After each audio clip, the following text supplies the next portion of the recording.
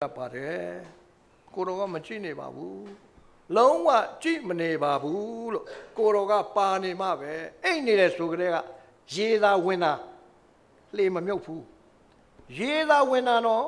လှေမမြုပ်ဘူးတဲ့ကိုတော်ကရေဝင်စည်းအထိတော့အခွင့်ပေးတယ်ဘာဖြစ်လို့ဆိုတော့ပို့ပြီးတော့ခံစားသွားအောင်တပည့်တွေကသိအောင်ဟာကိုတော်ကတော့စံပဲဟိတို့ရဲ့သခင်ကတော့စံပဲဟိလောကမုန်တိုင်းလောကဒုက္ခပြဿနာအချိန်မှအိတ်နိုင်တယ်နော်တဲ့အိတ်နိုင်တာပေါ့ကဲငြိမ်သက်ခြင်းအရှင်ကိုတော့နှလုံးထဲမှာတော့ဘာမှမပူငြိမ်နေတာဘာမှဖြစ်ဘူးလဲတပည့်သားကိုတော့ပါတယ်မဖြစ်နိုင်ဘူးအိတ်ဒါပဲတပည့်တွေကလူဖြစ်တာကိုနှိုးပြီးတော့ကိုတော့ကကျွန်တော်တို့ကိုပြစ်ထားတာလားတဲ့ကျွန်တော်တို့အရေးကိုဂယုမဆိုင်တာလားတဲ့လစ်လူသောစိတ်နဲ့ကိုတော့နေတာလားတဲ့အပြစ်များတော့တင်လိုက်တယ်တခါလေကျွန်တော်တို့လိုပါပဲနော်ကျွန်တော်ခက်ခဲမှုရောက်နေပြီဘုရားရှင်တောင်းမယ်ကိုတော့ကဘာမှမပေးရင်ကိုတော့ကကျွန်တော်တို့အရေးမဆိုင်ဘူးလားကျွန်တော်ဘာအပြစ်လုပ်ထားလို့လဲကျမဘာအပြစ်ရှိလဲကိုတော့မပေးဘူးလားအဲ့လိုကျွန်တော်တို့ဖြစ်တတ်တယ်ဒါမဟုတ်ဘူးကိုတော့မဟုတ်အချိန်ပဲကိုတော့အချိန်ရှိတယ်ချိန်ရှိတယ်ဒါနဲ့ထားပါတယ်ထားပြီးတော့ဘာလုပ်လဲလေနဲ့ရေကိုငြိမ်စေတယ်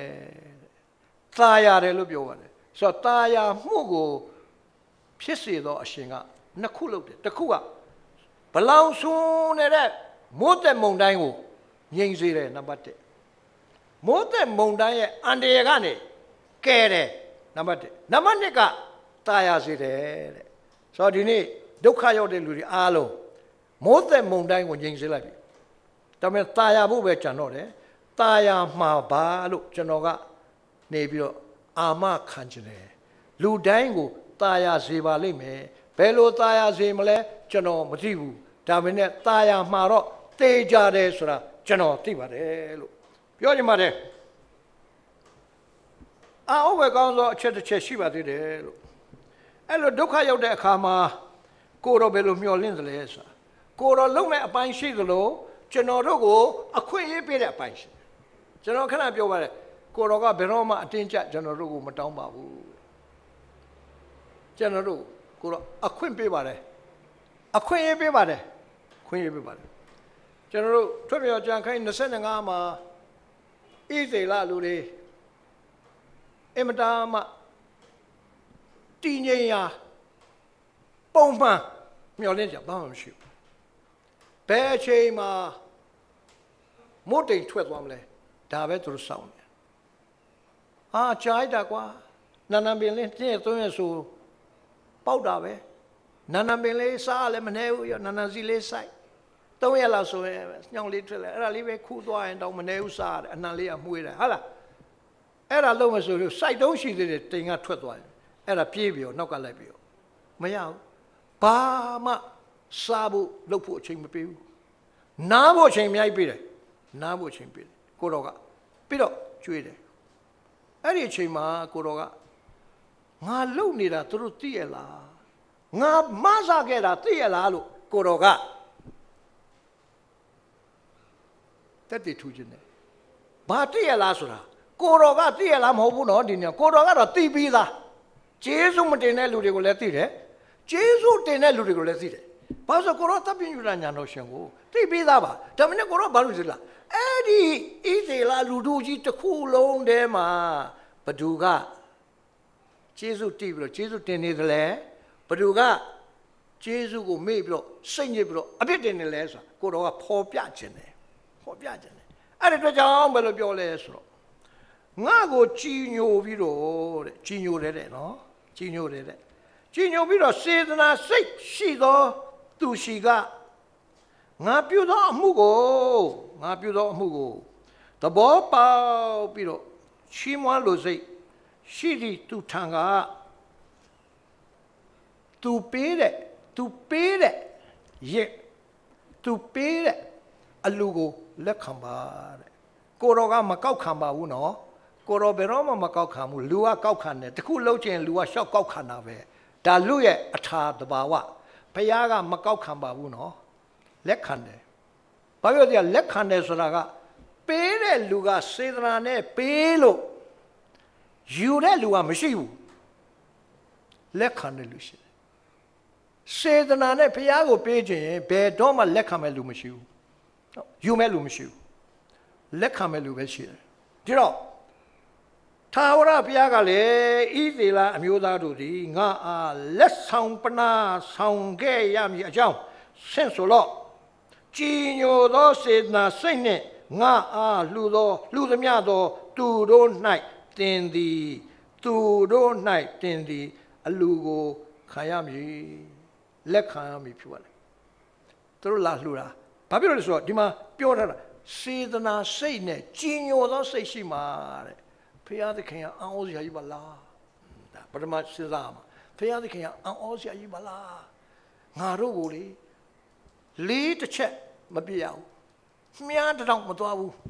ဓာတ်တစ်ချက်မှမခုတ်ရဘူး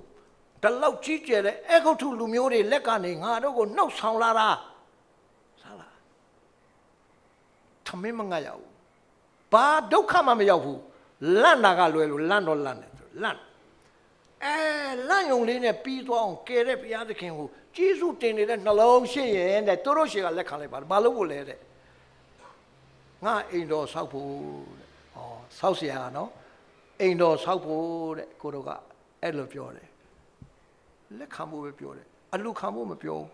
ဒါနံပါတ်1နော်ဘုရားသခင်ရဲ့အကြံစီဟာအဲ့ဒီတော့ဘာဖြစ်လဲခြားသွားပြီဘယ်လောက်ထိခြားသွားတယ်လဲ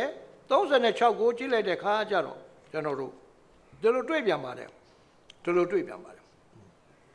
ထိုအခါတန်ရှင်းရဌာနတို့အလုတ်ကိုလုတ်ကင်သောပညာရှိအပေါင်းတို့သည်အသီးသီးတို့မိမိလောက်ရမှမောရှေထံသို့လာ၍ထားဖျားမှာထားတော်မူသောအလုတ်ပြီးလောက်ယုံမျှမကပို၍ဆောင်ခဲ့ကြပါပြီဟုကြားပြောလျင်မောရှေကတန်ရှင်းရာဌာနတော်အဖို့လူချင်းငါအဘယ်ယောက်ျားမိန်းမမျှထမှန်၍မလုတ်စေနှင့်ဟုစီရင်၍ဒီလိုပြောပါတယ်စီရင်ပြီးတော့မှ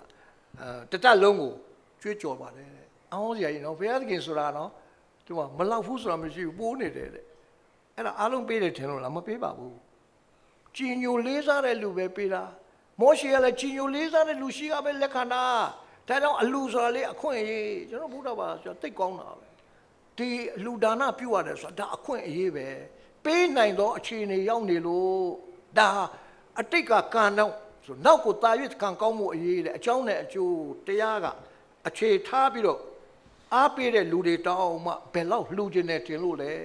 အချို့သောသူများ10သိန်းလောက်လှူခြင်းတာ9သိန်းပဲရှိလို့မကျင်မနှံ့နဲ့9သိန်းပေးတာရှိတယ်အချို့ကြတော့လေစေတနာဘလဘွားဆိုတာဗမာစကားမှာယိုဖိတ်တဲ့စိတ်ထားကြောင့်မလို့ဟဲ့ငါ9သိန်းလောက်ပေးစားပါငါဒီဖျားတယ်ဘူးလှူခြင်းလို့တဲ့အဲ့ဒါပေးတယ်ဟိုကလည်းပေးတယ်လှူချီးတယ်လူကလည်းချီးတယ်ကိုက9သိန်းလောက်တတ်နိုင်တာကို10သိန်းလှူတာအဲ့ဒါဗမာတို့ရဲ့စေတနာဒါလောက်ကြီးတာဒါလောက်စိတ်ကောင်းတာအဲ့ဒါဗမာတို့ရဲ့အဖို့တန်နဲ့အထာဖြစ်တယ်အဲ့ဒီလိုရှိတဲ့လူတွေတော့မဟုတ်ဘူးဣသေလလူတွေအကုန်လုံးကဘုရားသခင်ကိုကျေးဇူးမတင်ဘူးအပြစ်တော့တင်တယ်နော်ဒီကနေ့လေခရစ်ယာန်တွေခဏကြားရတယ်ဘုရားသခင်ကိုကျေးဇူးတင်မဲ့အစားအပြစ်တင်တာများတယ်တော်တော်လေးနာမည်ကြီးတဲ့ဝလုံတော်ရငယ်ငယ်တုန်းကတက္ကသိုလ်မှာရှိတယ်ဒါတကယ်ဖြစ်တာပါတက္ကသိုလ်မှာစင်ကာပူမှာမော်တော်ဆိုင်ကယ်နဲ့တိုက်မိပြီးတော့လက်ပြတ်သွားပါတယ်လက်ပြတ်သွားတာနဲ့ဂျမန်ခေတ်ကစစ်ဖြစ်သွားတယ်ဂျမန်ခေတ်စစ်ဖြစ်တော့အားလုံးစစ်တပ်ထဲဝင်ရတယ်သူမဝင်ရဘူးဒီလက်ပြလို့ဆက်ပြီးတော့ပညာစီးဖို့တော့ခွင့်ရတယ်ပြီးတော့အမေနဲ့နေရတယ်မိသားစုကိုကြည့်ရတယ်လက်တစ်ဖက်မရှိလို့စောစောတုန်းကတော့ကျွန်တော်မကြည့်ဘူးတဲ့အဲ့ဒါဖြစ်ကျွန်တော်ဘုရားသခင်စိတ်ဆိုးနေတာတဲ့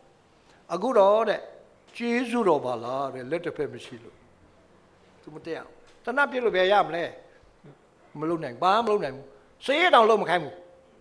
လို့ခြင်းဘူးမျက်စိကန်းတဲ့လူ